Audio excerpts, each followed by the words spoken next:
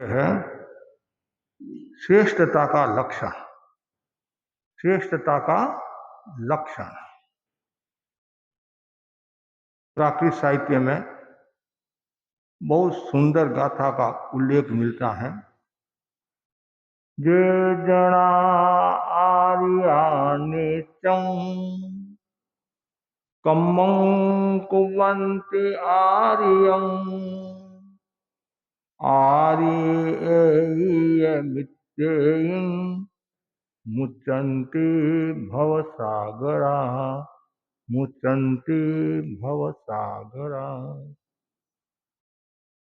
जो लोग आर्य होते हैं, श्रेष्ठ होते हैं, जिनके कर्म श्रेष्ठ होते हैं, श्रेष्ठ मित्रों के पास बैठते हैं, वे संसार समुद्र से मुक्त हो जाते हैं। वेदों में, पुराणों में भी कहा गया है, मनुष्य को आर्य की संज्ञा दी गई है। आर्य बनना, श्रेष्ठ बनना बहुत मुश्किल काम है। हर कोई व्यक्ति श्रेष्ठ नहीं बन सकता है, आर्य नहीं बन सकता है। जिस व्यक्ति में गुण होते हैं वे व्यक्ति श्रेष्ठ बन सकते हैं। श्रेष्ठता के 8 गुण बताए गए हैं। उनमें पहला गुण है शांत होना। जो व्यक्ति मन वचन काया से शांत होता है, मन में भी क्रोध का भाव नहीं लाता है, वचन में भी क्रोध का भाव नहीं लाता है और काया से भी क्रोध नहीं करता है, वह व्यक्ति श्रेष्ठ कहलाता है। वे जीव भाग्यशाली हैं जो निरंतर अपने मन को शांत रखते हैं। मन को शांत रखने का तात्पर्य है वह श्रेष्ठता की दिशा में, वीतरागता की दिशा में प्रस्थान कर रहा है। हर व्यक्ति शांत नहीं रह सकता, बिल्ले जीव ही शांत रह सकते हैं। भगवान महावीर का उदाहरण है, गस्स कुमार मुनि का उदाहरण है और महापुरुषों का उदाहरण है कि विकट परिस्थिति में भी, कठिन परिस्थिति में भी अपने मन को शांत रखा।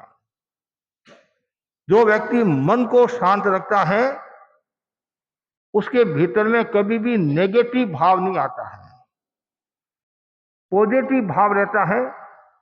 और जहां नेगेटिव भाव है वहां क्रोध रहता है और क्रोध के कारण व्यक्ति श्रेष्ठ नहीं होता है, आर्य नहीं होता है, वह अनार्य हो जाता है। और जो अनार्य व्यक्ति होता है उनमें ये क्षमा का, शांतता का भाव कम रहता है।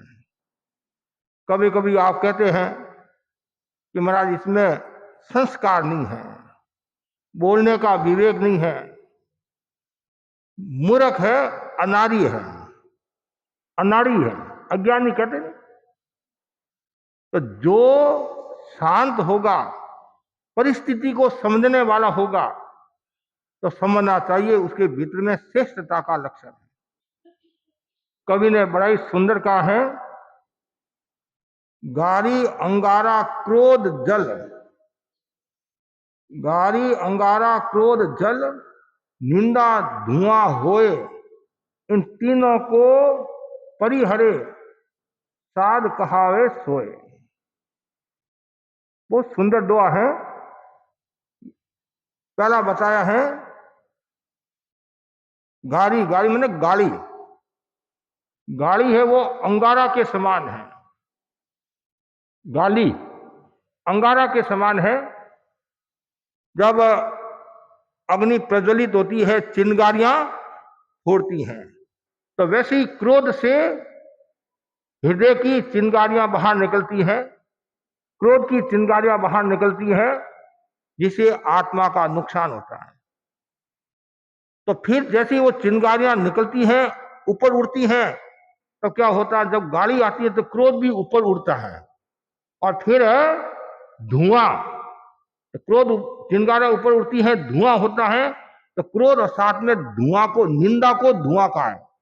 तीन बातें बताई है, गाली, क्रोध और निंदा, इन तीनों को छोड़ता है वो साधु कहलाता है, अर्थात वो शांत कहलाता है। गाली छोड़ना भी कठिन काम है।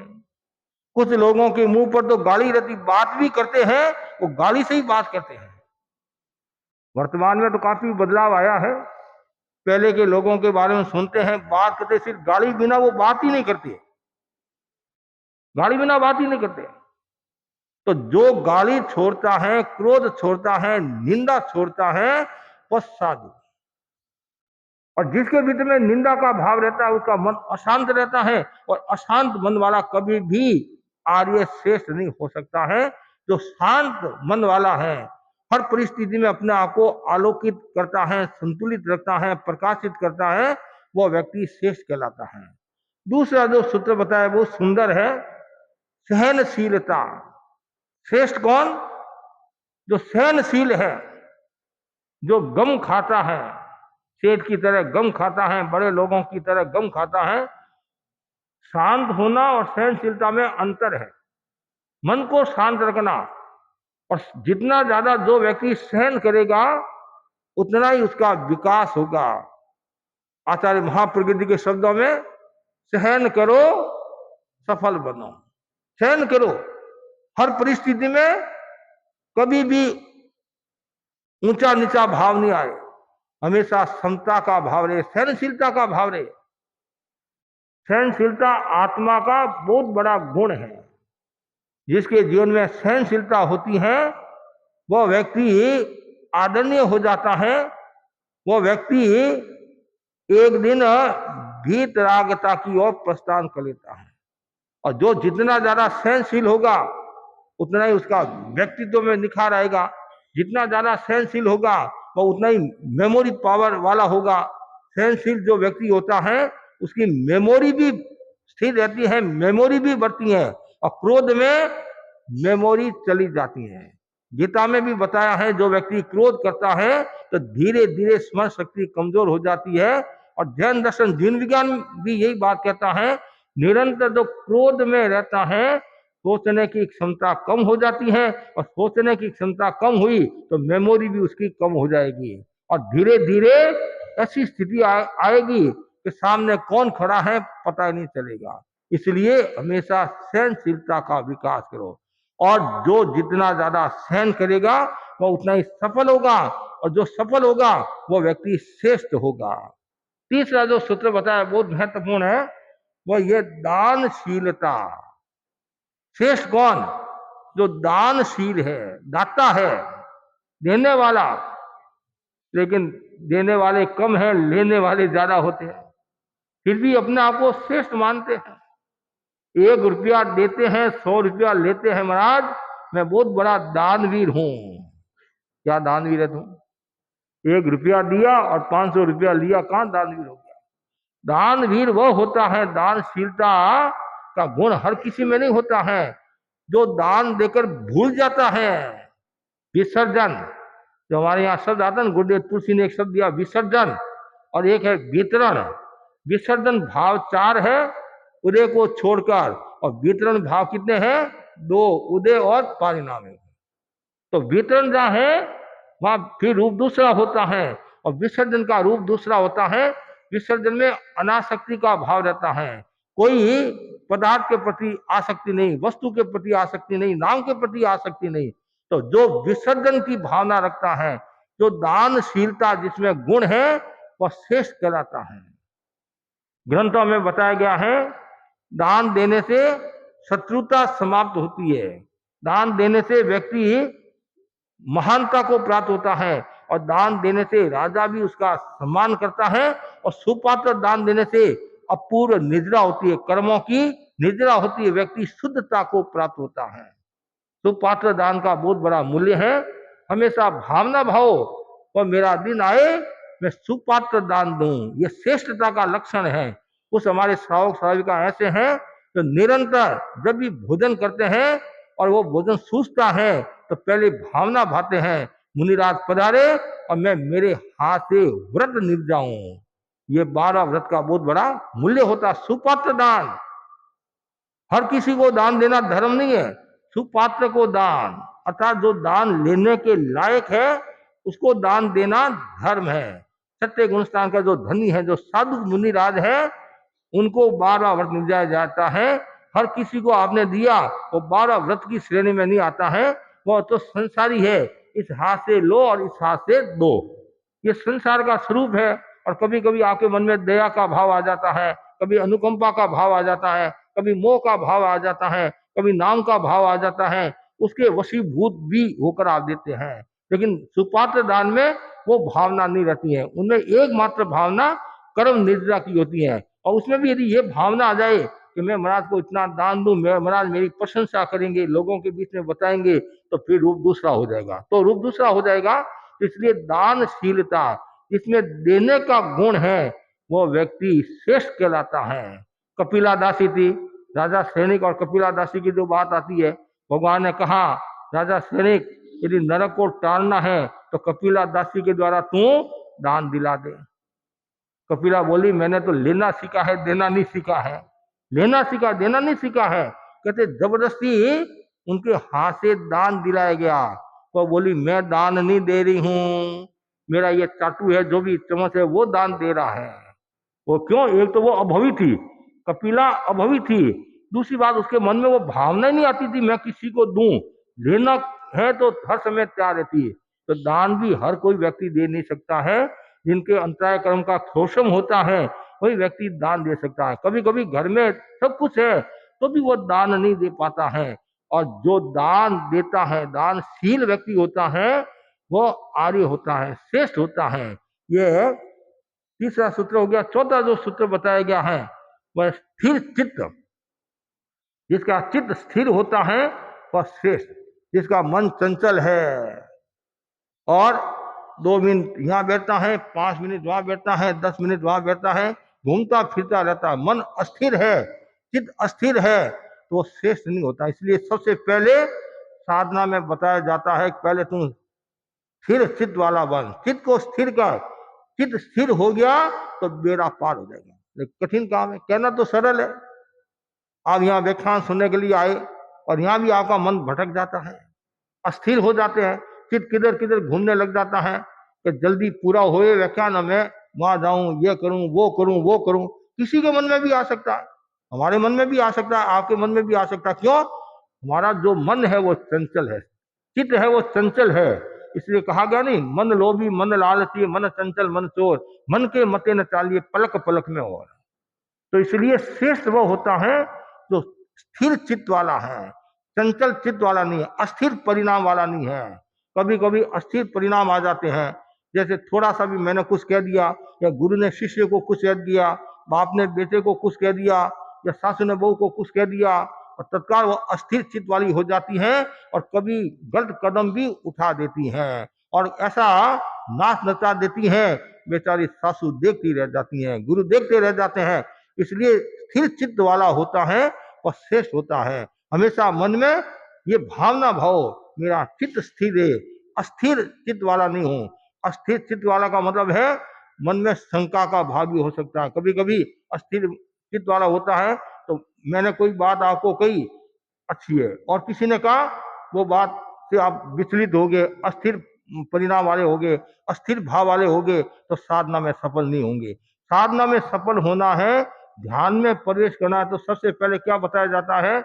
काय गुप्ती की साधना। कहते हैं काय गुप्ती की साधना, और काय गुप्ती को साधो, काया को वश में करो। तो जो व्यक्ति वश में करता है, चित्त को वश में करता है, वह आगे बढ़ता है। और आगे बताया गया है सत्यवादी, जो व्यक्ति सत्यवादी होता है वह श्रेष्ठ होता है। जो झूठ बोलता है, असत्य का सेवन करता है, वह कभी भी श्रेष्ठ नहीं हो सकता है। कुछ लोगों का स्वभाव होता है, वो बात को ऐसी पेश करते हैं, वो झूठ को भी सत्य बताने की कोशिश करते हैं। उनके कितने कर्मों का बंधन होता है। और जो व्यक्ति सत्यवादी होता है तो उसका मूल्य बढ़ जाता है, उसका व्यक्तित्व भी बन जाता है। ठीक है, वर्तमान में आप लोग कहते हैं महाराज ज्यादा सत्य बोलेंगे तो फोड़ा फोड़ेगा। व्यापार में यदि ऐसा करते हैं, ऐसी कोई बात नहीं है। आप यदि सत्यवादी हो, लेकिन यहाँ बताया गया सत्यम बुरियात प्रियम बुरियात, सत्य बोलो प्रिय बोलो। सत्यवादी हो तो द्रव्य क्षेत्र काल भाव देखकर बात करना चाहिए, स्पष्ट शब्दों में बात करो, तो उसमें शालीनता का भाव होना चाहिए। और जो सत्यवादी राजा हरिश्चंद्र की तरह सत्यवादी होता है, उसका मूल्य हो जाता है। महात्मा गांधी के बारे में बताया जाता है, वो अहिंसा और सत्य के पुजारी थे।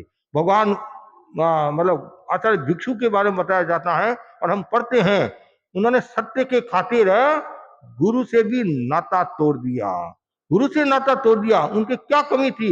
नहीं, असत्य असत्य है, असत्य से साधना फलीभूत नहीं होती है, असत्य से आत्मा का विकास नहीं होता है, सत्य से आत्मा का विकास होता है, सत्य से व्यक्ति उत्कर्ष को प्राप्त होता है, और सत्य ही व्यक्ति को आगे बढ़ाता है। इसलिए कहा गया है सत्य ही नारायण है, सत्य ही भगवान है, सत्य ही ईश्वर है, सत्य ही अल्लाह है। कुछ भी हो जाए, कभी भी सत्य को नहीं छोड़ना चाहिए। जिसने सत्य को छोड़ा उसने सब कुछ छोड़ दिया। अब देखो, आप अहिंसा की साधना, अस्तेय की साधना, ब्रह्मचर्य की साधना, अपरिग्रह की जो साधना है, एक दृष्टि से देखे इन सब में सत्य का विशेष महत्व है। सत्य का देखो, आदमी का सत्य चला जाता है, विश्वास उड़ जाता है, तो फिर पीछे क्या रहा? आज हमारी जो दुनिया है, व्यवहार है, वो सब सत्य पर आधारित है, विश्वास पर आधारित है, और विश्वास उड़ गया, पीछे क्या रहा? इसलिए सत्य का बहुत बड़ा महत्व है। जो जैसा है उसको उसी रूप में कहना या स्वीकार करना सत्य की बहुत बड़ी साधना होती है। और सत्य से व्यक्ति केवल ज्ञान को प्राप्त कर सकता है, सत्य से व्यक्ति आत्मा का उद्दीकरण कर सकता है, सदगति को प्राप्त होता है। और यहाँ तक बताया गया है, जो व्यक्ति सत्यवादी होता है वो मान सम्मान को प्राप्त होता है, और आत्मा में धर्म स्थित रहता है, और कभी भी वो गलत रास्ते नहीं जाता है, कभी भी वो विचलित नहीं होता है। इसलिए हमेशा सत्य की साधना करनी चाहिए, और जो सत्य की साधना करता है वो श्रेष्ठ कहलाता है। और जो असत्य बोलता है, असत्य अविश्वास का घर है, असत्य अविश्वास का घर है, असत्य विश्वास का घर है, और हमें विश्वास का घर बनाना है। और जो सत्य में स्थित रहता है उसके आनंद ही आनंद है। देखो, जो असत्य बोलता है उसके पग पग पर उसको खतरा रहता है, उसको भय रहता है, उसको डर रहता है। क्यों क्यों डर रहता है? कल कुछ न हो जाए, कल कुछ न हो जाए। और जो सत्यवादी हैं, व्यापार में प्रामाणिकता रखते हैं, ईमानदारी से साधना करते हैं, और गुरु के सामने सही बात बता देते हैं, उनको कोई टेंशन नहीं है। और जो सही बोलने वाला है वो एकदम निडरता के साथ बोलेगा, निर्भीकता के साथ बोलेगा। और जो असत्य बोलता नहीं, तो उसको सोचना पड़ेगा आगे क्या बोलना है, आगे क्या बोलना है, आगे क्या बोलना है, आगे क्या बोलना है, कभी मेरा झूठ पकड़ा नहीं जाए, मेरा झूठ पकड़ा नहीं जाए, तो उसको इतना सोचना पड़ता है। और सत्यवादी को कोई सोचना नहीं पड़ता, जो है वो बात बता दी, बात बता दी। इसलिए सत्य की साधना वो ऊंची साधना, हमेशा भावना भाव मेरे जीवन में सत्य का प्रकाश आए, मेरे जीवन में सत्य का विकास हो। और जितना ज्यादा सत्य का विकास होगा उतना ही व्यक्ति उल्लास को प्राप्त होगा। मतलब काया की रिजुता बोलते नहीं, काया की रिजुता, मन की रिजुता, भाषा की रिजुता, अभिसंवादन मतलब कथनी करने की समानता जहाँ होती है वहाँ सत्य का विकास होता है। और राजा ये हरिश्चंद्र को ऐसे थोड़ी याद किया जाता है, उन्होंने सत्य की साधना की, और सत्य के बल पर रहे, डटे रहे कि कुछ भी हो जाए मुझे मेरी आत्मा का नुकसान नहीं करना है। इसलिए भगवान ने धर्म के 10 जो प्रकार बताए, धर्म में डट जाना है वीरों का काम, धर्म में डट जाना है वीरों का काम। धर्म में डट जाना, जो धर्म में डट जाता है, मेतारे मुनि की जो घटना है वो क्या सत्य से संबंधित है। प्राण चले जाए लेकिन उन्होंने असत्य नहीं बोला, असत्य नहीं बोले, और नहीं बोले तो उनका कल्याण हो गया, विकास हो गया। एक मेटारी मुनि की बात नहीं है, ऐसी न जाने कितनी घटनाएं हैं। वर्तमान में भी अनेक घटनाएं मिल जाएगी कि महाराज मैं तो सही सही बात बताता हूँ, सामने वाला नाराज हो तो उनकी इच्छा है तो मैं शालीनता के साथ बात बता देता हूँ। वर्तमान में क्या है, सही बात लोगों को कम जचती है, सही बात लोगों को कम जचती है, और नमक मिर्च वाली बात होती नहीं वो ज्यादा जचती है। ज्यादा से इसके नमक मिर्च में बातें काफी बनानी पड़ती है। तो जब स्टोरी होती है ना, स्टोरी सीरियल आता है, आगे क्या आगे क्या आगे क्या आगे क्या, तो वैसे लोगों को नमक मिर्च वाली बात है। और जो ज्यादा बोलता है, ध्यान से सुनने की बात है, जो ज्यादा बोलता है, अनावश्यक बोलता है, कभी न कभी उसके भीतर में असत्य का भाव रहेगा। सत्य का भाव वाला वो अनावश्यक नहीं बोलेगा। अनावश्यक बोलता है, कहीं न कहीं असत्य का दोष लगता है, संभावना बनी रहती है। क्यों? बात तो इतनी सी है, फिर वो दिमाग लगाता है और बात को बड़ी, और लोगों को भी मजा आता है। लोगों को भी मजा आता है कि आगे और क्या है, आगे और क्या है, आगे और क्या है, आगे और क्या है। तो आगे आगे में क्या होता है, उसका तो नुकसान होता है, और कभी कभी सामने वाले का भी नुकसान हो जाता है। इसलिए धर्म के जो 10 प्रकार बताए हैं, उनमें एक प्रकार सत्य भी है। धर्म के 10 प्रकार में एक प्रकार सत्य भी है। 5 महाव्रतों में एक प्रकार सत्य भी है, अनुव्रतों में भी सत्य है। श्रावक है वो संपूर्ण रूप से स्थूल असत्य नहीं, संपूर्ण रूप से असत्य का त्याग नहीं कर सकते। उनकी मतलब कमजोरी समझ लीजिए, कर नहीं सकता है, तो कम से कम स्थूल असत्य का सबको त्याग कर लेना चाहिए। स्थूल असत्य का सबको त्याग कर लेना चाहिए कि मैं अनावश्यक क्यों बोलूं। कुछ लोग क्रोध के वशीभूत होकर, लोभ के वशीभूत होकर, भय के वशीभूत होकर और मोह आदि के वशीभूत होकर झूठ बोलते हैं। कोहावा, लोहावा, भयावा, हाथावा। क्रोध के वशीभूत होकर आदमी कितना झूठ बोलता है, जब आवेश में आ जाता है उसको पता नहीं चलता है सामने कौन है। लोभ में भी झूठ बोल देता है, भय में भी झूठ बोल देता है, हंसी मजाक में भी झूठ बोल देता है, तो उनका नुकसान होता है। इसलिए कभी भी मन में ये भावना नहीं आए मैं असत्य बोलूं। हमेशा मन में यही भावना है मैं सत्य की साधना करूं, सत्य बोलूं। और कभी असत्य मैंने बोल दिया, भूल में, प्रमाद में, अज्ञान में, मोह के वशीभूत होकर प्रायश्चित कर लेना चाहिए।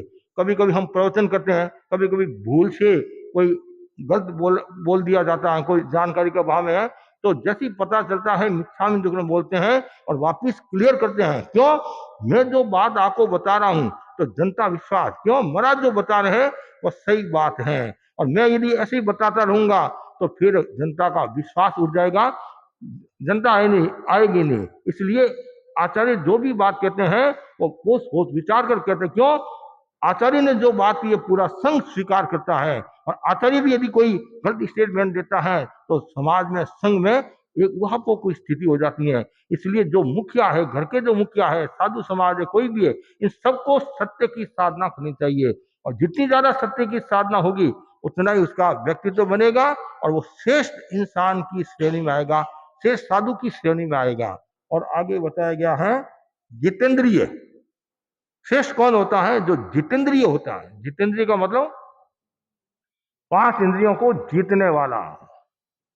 5 इंद्रियों को जीतने वाला नाम तो जितेंद्रिय है, और काम यदि जितेंद्रिय का नहीं होता है तो आनंद नहीं आता। तो 5 इंद्रियों पर जो विजय प्राप्त करने की कोशिश करता है, या जिन्होंने 5 इंद्रियों पर विजय प्राप्त कर ली है और आगे बढ़ गए हैं, वो श्रेष्ठ पुरुष होते हैं। श्रोतेंद्रिय, चक्षुरेंद्रिय, घ्राणेन्द्रिय, रसनेन्द्रिय और स्पर्श इंद्रिय, ये 5 इंद्रियां हैं। 5 इंद्रियों के 23 विषय है और 240 विकार है।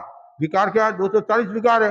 स्वतेंद्रिय के 12, चक्षुरेंद्रिय के 60, घ्राणेन्द्रिय के 12, रसेंद्रिय के 60 और स्पर्श इंद्रिय के 96, ये 240 विकार है। तो इसलिए इंद्रियों पर विजय प्राप्त करना जरूरी है। इंद्रियां बुरी नहीं है, ध्यान से सुनना। इंद्रियां बुरी नहीं है, इंद्रियां शोषण भाव है, 12वें गुणस्थान तक है, लेकिन राग देश का भाव जुड़ जाता है। मैंने किसी को देखा, कोई बड़ी बात नहीं है, देखते हैं, और जाता दस्ता भाव से देखा, कोई प्रॉब्लम नहीं। यदि मैं किसी को राग दृष्टि से देखता हूँ, द्वेष दृष्टि से देखता हूँ, आसक्ति के कारण देखता हूँ, कषाय के वशीभूत होकर देखता हूँ, मोह के वशीभूत होकर देखता हूँ, तो मेरे कर्मों का बंधन हो जाएगा। उसमें जितेंद्रिय आत्मा कहाँ रहेगी? वो तो भोग में चली गई है। तो जितेंद्रिय कौन होता है? तो 5 इंद्रियों पर विजय प्राप्त करने की कोशिश करता है। कभी कभी देखे ना भाई, आचार्य होते हैं वो जितेंद्रिय होते हैं, साधु होते हैं जितेंद्रिय होते हैं, कि वो इंद्रियों पर विजय प्राप्त करने की कोशिश करते हैं। या जिन्होंने इंद्रियों पर विजय प्राप्त कर लिए वो तो फिर केवली हो जाएंगे, वो तो एकदम केवली हो जाएंगे, जिनके न राग है न द्वेष है। क्यों? इंद्रियां 12वें गुणस्थान तक है और 13वें गुणस्थान में केवल ज्ञान हो जाता है। तो वहां फिर इंद्रियों का, भावेंद्रियों का कोई मूल्य नहीं है। द्रव्येंद्रिय तो है ही, तो भावेंद्रिय क्यों? तो वहां फिर उपयोग लगाने की आवश्यकता नहीं होती है। इसलिए जितेंद्रिय बनने की कोशिश करो। उसके आगे बता दया। मन में दया का भाव रखता है वह श्रेष्ठ पुरुष कहलाता है। जहाँ करुणा है, दया है, अनुकंपा है, तो समझना चाहिए आपका सम्यक्त्व भी पुष्ट होता है। सम्यक्त्व के 5 जो लक्षण बताए नहीं, सम, संवेग, निर्वेद, अनुकंपा, आस्था, उसमें एक अनुकंपा है जो मतलब लोकोत्तर दया का भाव रखता है। किसकी तरह? एरावत हाथी था नहीं, मेघ कुमार का जीव, मेघ कुमार का जीव है, तो पूर्व भव में उसने दया दिखाई थी, दया दिखाई थी नहीं, दया के कारण मनुष्य गति को प्राप्त किया। दया का धनुषी अनगार ने दया की साधना की। मतलब वो जब नाग श्री ब्राह्मणी ने वो कड़वा तुम्बा बहराया था नहीं, कहानी लंबी है, कहानी लंबी है। वो कड़वा तुम्बा बहराया, गुरु को मालूम किया, गुरु ने कहा ये क्या लाया, ये तो जहर है, परिष्टापन करके आते हैं। परिष्टापन करने के लिए जाते हैं, बैठते हैं, साग की एक बूंद नीचे गिर जाती है, इसमें कितनी कीड़ियां मृत्यु को प्राप्त हो जाती हैं। मन में दया का भाव, मोह नहीं, दया का भाव जागृत हुआ, मेरे एक के कारण इतनी हिंसा, ये ऐसा वैसा, और कहते हो पूरा का पूरा वो पी गए और मरकर वो सदगति को प्राप्त हुए, सदगति को प्राप्त। क्यों? उनके मन में दया का भाव था। जो दया का भाव रखेगा तो लोग उसको याद करेंगे। दया का उल्टा क्या? याद है नहीं, याद है, याद करेंगे। दया का भाव रखो, कभी भी क्रूरता का भाव मत रखो। जहां क्रूरता है वहां शोषण है, जहां शोषण है वहां फिर आत्मा का पोषण नहीं है, और जहां करुणा है वहां आत्मा का पोषण है। और इसलिए कहा गया है हर समय मन में करुणा का भाव रखो। जहां करुणा होगी तो आपका अबामदन भी निर्मल होगा, और जहां संवेदनशीलता होगी वहां आपका विकास होगा। वर्तमान में देखते हैं सूख गई संवेदना, मरी मन की टीस, अब कोई रोता नहीं है, एक मरे या 20। पहले गली का कोई कुत्ता भी बीमार हो जाता तो भी आपके मन में कितनी दया का भाव, अनुकंपा, मतलब वो सामाजिक दृष्टि से दया का भाव रहता था। और आज घर का सदस्य भी चला जाता है तो लोग ऊपर से क्या कहते, महाराज भगवान ने कहा है समता रखो, आया है वह जाएगा, आया है वह जाएगा, आया है वह जाएगा। और तू किस दृष्टि से कह रहा है? वास्तव में भगवान की वाणी से कह रहा तब तो अच्छी बात है, और तू और किसी कारण से कह रहा है तो फिर रूप दूसरा हो जाता है। इसलिए हर समय मन में दया का भाव रखो, जितनी ज्यादा दया होगी उतना ही विकास होगा। उसके बाद में बताएगा लास्ट जो बिंदु है, विनम्रता। इतना सुंदर है, नमे तो प्रभु ने गमे। उत्तराधीन सूत्र में भी कहा है नमई मेहावी। मेधावी कौन होता है? जो नमता है, विनम्र होता है, वो मेधावी है। इतनी सुंदर बात कही है। और कवि ने कितना सुंदर कहा है, रज्जब रज ऊंची चढ़े, रज्जब रज ऊंची चढ़े, नरमाई के पाण, पत्थर ठोकर खाते हैं करड़ाई के पाण। रज होती नहीं, ऊपर चढ़ती है, और पत्थर नीचे आता है, ठोकरें खाता रहता है। जो अभिमानी है वो ठोकरें खाता रहता है। जैसे फुटबॉल खेलते हैं, फुटबॉल के ठोकरें लगती रहती हैं, तो वैसे ही अहंकारी व्यक्ति फुटबॉल की तरह ठोकरें खाता रहता है। और जो रज है वो ऊंची, जो हल्का है वह ऊंचा जाता है, धुआं वह ऊंचा जाता है, पत्थर नीचे आता है। किसी से पूछा गया नरक में कौन जाता है, स्वर्ग में कौन जाता है, कौन जाता है? तो सीधा सा सन्यासी ने एक उत्तर दे दिया, एक पत्थर को ऊपर फेंका, वो नीचे गिरा, और रेत ऐसे ऊपर की, तो रेत ऊपर भी जाती नहीं, रज रज के कण ऊपर भी जाते हैं। तो फिर बताया जो भारी कर्मी है वह नीचे आता है, और जो हलू कर्मी है वह ऊपर जाता है। भारी कर्मी कौन? जो कर्मों से भारी है और नीचे मतलब नरक में जाता है। जो कर्मों से हल्का है वह स्वर्ग या मोक्ष को, मोक्ष तो मतलब कर्म क्षय हो जाएंगे तो मोक्ष चला जाएगा। जो कर्मों से हल्का है वह स्वर्ग गति को, उच्च गति को प्राप्त होता है। तो हमारे भीतर में भी विनम्रता का भाव होना चाहिए, और जितनी ज्यादा विनम्रता होगी उतना ही हमारा विकास होगा। और आप जानते हैं घर परिवार में विनम्रता की बहुत बड़ी आवश्यकता रहती है। आज यदि विनय का भाव घर में है तो घर स्वर्ग के समान है, और जहाँ विनय का भाव नहीं है, कितनी आपके पास में संपदा है, संपत्ति है, पढ़ाई है, एक दृष्टि से देखे तो वो शून्य भी हो सकता है। वर्तमान का जो युग है इसमें विनम्रता की परम आवश्यकता है। बार बार भावना भाव मेरे जीवन में विनम्रता का विकास हो, मैं माता पिता जैसा कहते हैं और उसके अनुरूप चलने की कोशिश करूं। कोई भी माँ बाप आपको गलत रास्ता नहीं दिखाएंगे, कोई गलत रास्ता नहीं दिखाएगा। तो बाकी तो अपवाद कर्म की बात मैं नहीं कह सकता हूँ, लेकिन कोई भी माँ बाप है, गुरु है, वो आपको सही मार्ग बताएंगे, कभी भी गलत मार्ग नहीं बताएंगे। इसलिए हमेशा गुरुजनों का मान बहुमान करना, बड़ों का बहुमान करना। बड़ों का बहुमान करने का मतलब है खुद का बहुमान बढ़ाना है। मैं यदि किसी का गुणगान करूंगा, मैं यदि किसी के बारे में बताऊंगा, मैं बड़ों का मान सम्मान रखूंगा, आदर सत्कार दूंगा या करूंगा, तो वो मेरा ही मान बढ़ेगा और लोग प्रेरणा लेंगे कि भाई अमुक व्यक्ति के भीतर में कितनी विनम्रता है, इतना बड़ा आदमी है फिर भी वो लोगों को हाथ जोड़ता है, लोगों को हाथ जोड़ता है, इतना ज्ञानी है, विज्ञानी है, सब कुछ है, तो भी इतना बड़ा हाथ जोड़ता। अब आपको आश्चर्य होगा, शिष्य को केवल ज्ञान हो जाता है, शिष्य को केवल ज्ञान हो जाता है, फिर भी वो आचार्य का सम्मान करता है। तो इसलिए विनय की बहुत बड़ी परंपरा है। अब देखो हमारे महामना मंत्री मुनि मगन लाली स्वामी कितने बड़े साधु थे, वो भी कितना विनय रखते थे, कितना विनय रखते थे। छोटे साधुओं के प्रति वो स्नेह का भाव रखते थे, बड़ों के प्रति तो विनय रखते ही। तो ऐसे साधुओं से जिन शासन की शोभा होती बढ़ती है, तो विनय आत्मा का श्रृंगार कह सकते हैं, जीवन का श्रृंगार है। जैसे आप शरीर को सजाने के लिए आभूषण पहनते हैं, आभूषण पहनते हैं, नए कपड़ा पहनते हैं, तो यदि किसी के पास में विनय रूपी गहना है, विनय रूपी आभूषण है, उसका बेड़ा पार है। गौतम स्वामी कितने बड़े ज्ञानी थे, कितने बड़े ज्ञानी थे, इतने ज्ञानी होने के बावजूद वो कितने विनयवान थे। भारती स्वामी कितने विनयवान थे, भगवा गणि कितने विनयवान थे, महाप्रज्ञ जी कितने विनयवान थे, और विनय के कारण वो कहाँ के कहाँ पहुंच गए। इसलिए हमारे भीतर में विनय का गुण होना चाहिए, और जितनी ज्यादा विनय की साधना होगी उतना ही हमारा जीवन अच्छा होगा। तो ये श्रेष्ठता के 8 लक्षण हैं, और श्रेष्ठता के 2 आर्य, आर्य और अनार्य 2 शब्द आते हैं।